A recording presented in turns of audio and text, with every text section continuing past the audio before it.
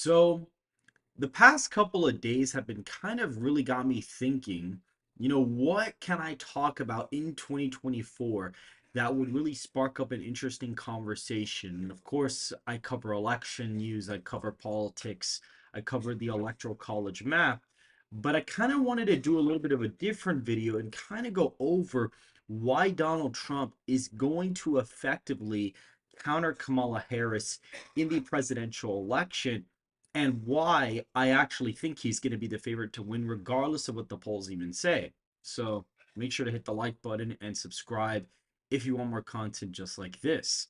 And so, the number one thing that Donald Trump does is he has extremely good persuasion skills. He has basically had a pastor since he was very, very young. He used to attend this church, and that pastor happened to be some sort of like really skilled, speaker to the point where people were like, is this guy actually a hypnotist? Like, so he's kind of had this kind of model of thinking called positive thinking, and it's everything he views is in his own way. Like his interview with somebody could get like not that many views, and he'll tell that person, oh, we killed it, we got the best views, because in his mind, him thinking positively is going to help him the most. And being in a situation like that where you're being attacked by thousands of different outlets and thousands of different people, and you have so much stuff going on, being in a positive mindset like that, even if it's a little delusional,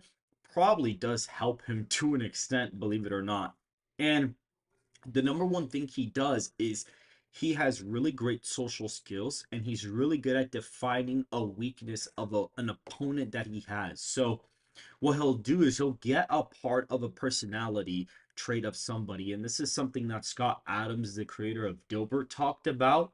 And it was how he's able to effectively do these linguistic kill shots, is what Scott calls it. And basically, what it is he defines his opponent with a single word next to their name. So with Marco Rubio in the 2016 debates, Trump started referring to him as Little Marco. And it's like, once you get these names stuck in your head, you can't unhear the name. Even people that are Democrats and independents kind of get stuck with these impressions over time. It's not like the Democrats like Jeb or Marco either. And with Jeb, he referred to him as very low energy. So he basically talked about Jeb being a low energy guy, and he kind of used that against him in the debate. So even though Jeb would ask him stuff that was sort of valid, like he would kind of bring up like, "Hey Donald, what do you think about this?" And he would just be like, you're low energy," or like Jeb would get a little bit amped up because psychologically Jeb probably is like, "Oh, I need to amp up the energy," or his handlers are like, "Dude, you need to step it up." And then Trump just completely counters it with that, like with, "Oh, no, your energy is a little too high tonight. I don't really like that." So it's like he kind of is able to frame his opponent in a way where they really can't do anything. Now, when it comes to the general election, he didn't really do this the best in 2016. I thought he actually defined Biden better in 2020 than he even did Clinton in 2016, to be honest. I thought like evil Hillary would have probably been the best label he could have honestly chosen, because that's to an extent true. But I think that Sleepy Joe wasn't the correct term to use in that point, because realistically, yes, he was declining mentally, but he wasn't that bad. That's the thing. He wasn't that bad as he is now. And so to kind of label him as sleepy was almost a little bit facetious. So funny enough, it didn't really stick the way that he wanted it to. And the media was also kind of hiding his mental incapabilities at that time. But once this debate came, it was very apparent that he was in a way worse condition. But I think Donald Trump's name of Crooked Joe was a lot more effective, because that actually is able to describe him a little bit better than even Sleepy would have at the time. He should have gone with that in 2020. That would have been the perfect linguistic kill shot that probably would have costed Joe Biden the election, because you kind of would have put that into people's minds. And that's something that Donald Trump is only able to do. With Harris, you have all these people online saying, "Oh, what he said at this black journalist event was awful. He said that Harris used to, say that she was Indian American, and then now she's African American, and blah, blah, blah, blah, blah." But that's not the race is not the point of it. The whole point is that he's trying to define her as somebody phony. And he even did this in a rally like right after. He was talking about the phone call that he had with Obama where she has the phone up to her ear like this, but she has it on speakerphone and she's like, "Oh, who is this?" And then it's like Obama and Michelle, but it's like they're filming it. It's obviously like a scripted event. It's not like an actual like live moment where Harris somehow happens to get the phone call from Obama to endorse her. So it's like he's really going out there and he's trying to define her as like phony Kamala essentially. Now, that name doesn't really have like a catchy stick, but I think he knows that. And I think what he's trying to do is he's trying to like get subsections about her and really trying to compartmentalize every single individual phony part about her and like putting it together so that when he goes to debate with her, which I'm pretty sure he's going to debate her, and even if he doesn't, I'm actually going to get to that and why that might even be her downfall too. If he's able to do this effectively, because I mean, even at the Black Journalist event, he got a bunch of laughs. He had a lot of people laughing at that statement that he said. And so obviously he had mixed reactions, but there was a subsection of the crowd that definitely liked it, probably even a majority of it, because it didn't sound like there was that many boos or whatever. So it's he is effectively defining her as a phony person. And with the way she's flip-flopped on issues, the way that she was referred to as the first Indian American and Asian first Asian Pacific DA or AG, but then when she runs for vice president or president in 2019, all of a sudden she's only African American now. She really does not promote her Indian American heritage now. Like she just doesn't do it. And so she's doing that politically in a convenient way to try to leverage this identity politics thing. And that's something that a lot of people nowadays don't appreciate. This might have worked in 2016 and 2020 to an extent, but now people are not falling for this whole identity politics thing. And even like he brought up the fact that she had like a southern accent at the Georgia rally. She was raised in Canada with her Indian family for the first like 15, 20 years of her life. So there's no way she would have developed a natural Southern accent overnight while she just happened to be in Atlanta. And I actually want to talk about something about the rally. She brought out Megan Thee Stallion and this other guy Quavo. And even though I mostly look into politics, I'm also somewhat informed of the rap culture. I actually keep up with a lot of stuff there to an extent. And what's very interesting is this actually proves the whole Atlanta rally to me was funny because it proved this was her biggest crowd yet. Every single time she does a rally, she gets like 1,000, 2,000 people. And then now when she went to Atlanta and brought out Megan Thee Stallion and Quavo, she got like over 10,000. So already it's like more than usual capacity.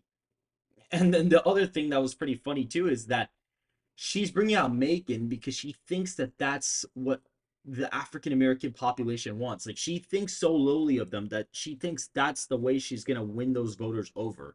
And then what's actually funny is her decision to bring Quavo out actually was even funnier to me because if she was really in these streets and oh they not like us and whatever like she actually says she is, she would have not picked Quavo because Chris Brown just defeated him in a rap battle like literally less than 6 months ago. He just bodied him literally not even that long ago and like a series of diss tracks.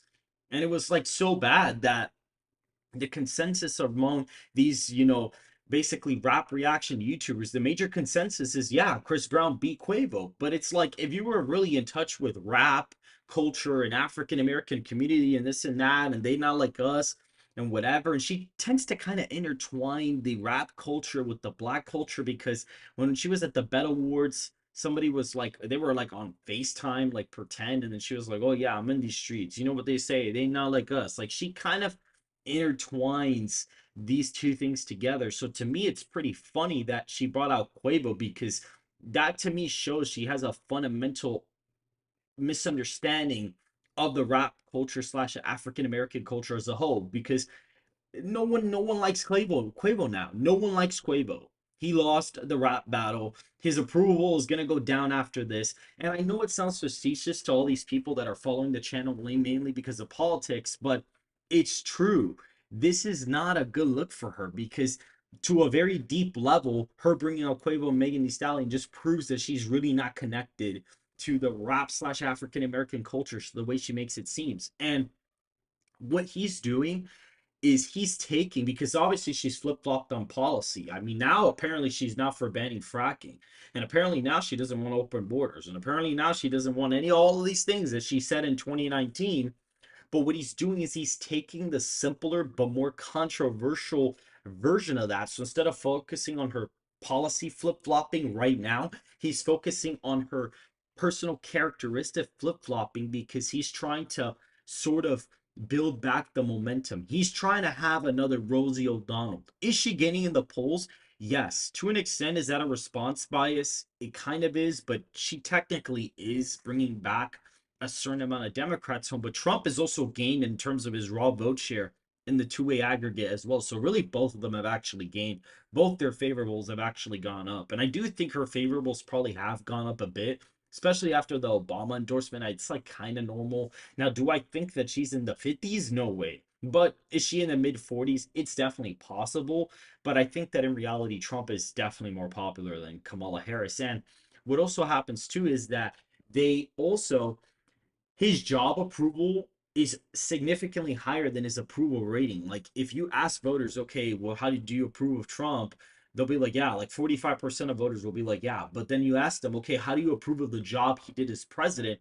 That metric is like anywhere from like 50 to 60%. Like I have yet to see a poll this year that has that metric below 50%. So to me, he is doing a more complex version of the linguistic kill shot. He's kind of doing this over the long term. It seems like a risky play in a way, and these people like Rufus on Twitter, oh, he's trying to court the black vote. He's trying to do this, da, da, da. First of all, this is a guy who thought that Utah, Montana, and Alaska were competitive in 2016. So we don't even really have to listen to him. He has no clue what he's talking about. He said that Clinton was going to get 351 electoral college votes. He didn't even have Trump winning Ohio, for crying out loud. So, to whoever follows Rufus for electoral takes, you should be following me instead because I predicted Biden to win 278 electoral college votes back in 2020. So, clearly, I was more correct than he ever was. And we both got the midterms just as wrong. But just as a anyways, just to kind of move on from that, he's kind of doing this longer version of the linguistic kill shot that he does to other people, because other people, if it's a primary, he could just label them with a word and they're done. But now with a general campaign, he's kind of got to drag it out because it's a longer time frame and he's got more time to build her character, because what he does is he builds the character of what he wants his audience or the general public. He wants to build a certain version of someone's character before he even gets to debate them. And that's what he did with Biden, because with Biden, he had this very big moment of when Biden started mumbling and Trump was like, "Oh, I don't think you know what you said," or whatever. It was like, "Oh, I don't understand what he said at the end of that sentence, and I don't even think he knows what he said either." You would really only say that to a child. You wouldn't really say that to a friend or an adult older than you. You would really only say that to a child, and he didn't really yell at him. So if he had yelled at him and been like, "You see, guys, I told you, this is what I'm talking about," it wouldn't have come across the same way. That was the very effective, like, it was basically the because you're going to go to jail moment of the 2024 debate. And I think with Harris, it might actually end up being worse for her if he debates her or even doesn't debate her. If he does debate her, what's going to happen is she is going to come off way more unlikable than him, because with him, the problem was the stuff it wasn't the stuff he was saying. It's the way he was saying it. And the way he was saying was that people didn't even understand what he was saying. So everybody was just like, oh, this guy can't even talk. That was the main problem of the debate. But with Harris, she's just going to come off as facetious and unauthentic and unlikable, which was already the case before the cycle even started. And so now, when Trump debates her, either way, Her whole nomination in general is a phony thing. 15 million Democrat voters voted in a primary, and they decided to remove the candidate despite him not being dead. And now they're trying to pretend that, oh, we knew the entire time that he was not mentally stable, so we were just going to invoke the 25th Amendment on him. But apparently, now that there was 15 million people that voted for Biden in a primary, and now all of a sudden no one cares. They're like, oh yeah, okay, we're gonna get rid of him.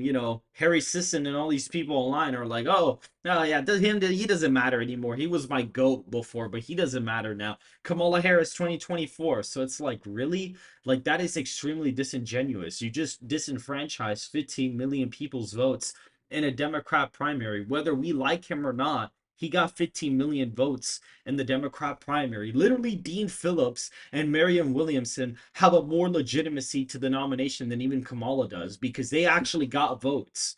Dean Phillips got like around like 300,000 votes. Uncommitted has more legitimacy to the nomination than even Harris does. Harris, at the end of the day, got 0 votes. So Trump going ahead and trying to put this phony label on her already has a good foundation because her getting the nomination in general is already extremely phony. People that I talk to every day that are in politics and stuff like that, are not really into politics, they're telling me, how, why is she the nominee? Have people even voted for her? Like, there's people have genuine questions about this. And I think I've explained to a lot of people, well, yes, Biden won the primary, but Biden dropped out after. And so he just endorsed her. And now all the delegates are going to pick her.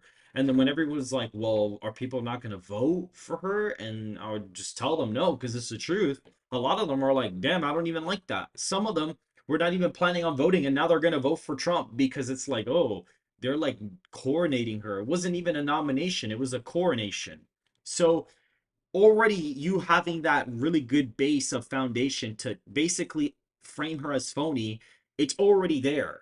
And not only was her nomination or coronation phony, her herself as a person is extremely phony when it comes to these things because when she first got elected as AG, she was referred to as the first Indian American senator, which is fine. But then in 2020, they referred to her as African American. She's not even African American. She's Jamaican American. She was not her family is not directly descended from Africa.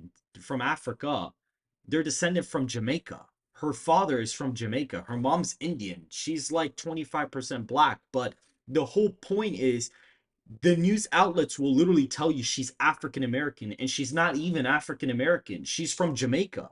If you're African American, your descendants, not descendants, but your previous bloodline would have been directly at least from Africa, but they're not. But you could have said that she was the first Indian African American senator. You could have said she was the first Indian Jamaican senator. Like, she could have just said that the whole time. But clearly, she's placating to whatever conveniently benefits her politically.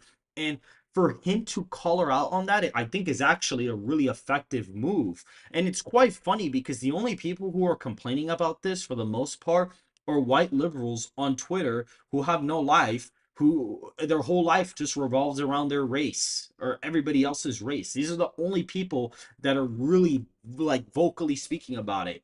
And then when I go on TikTok and I see people posting it on TikTok, all the comments are positive about this event for Trump. And people agree that that opening question from that lady was not a good way to start. So I just wanted to come on here and kind of give a little bit more of a sort of like free discussion way of actually explaining why I think Donald Trump's going to be able to beat her and kind of be able to do this long form version of the linguistic kill shot for this year and to be really able to define her for the debates. And just to let you know, if he doesn't debate her, it may actually go even worse for her. And the reason why I'm saying that is because if he doesn't debate her, he probably does town halls where he actually does better in my opinion. I think the town hall thing is where he actually shines a lot more. But for her, it's the exact opposite because you can't script that. You can't script a town hall.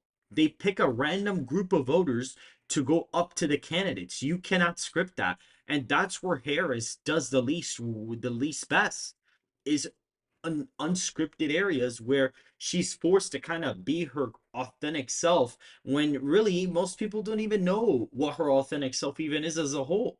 So I actually think if he doesn't debate her, she may actually be in a more of a predicament because her in the town halls, I think she would do awful in town halls. I think she would do terrible in town halls. But either way, that's just my analysis of the whole situation as a political analysis, a pollster. If you guys disagree in the comments, go ahead and post whatever comments you want. If you do agree, let me know what your thoughts are. You can post those as well. Make sure to hit the like button and subscribe to the channel if you want more content just like this.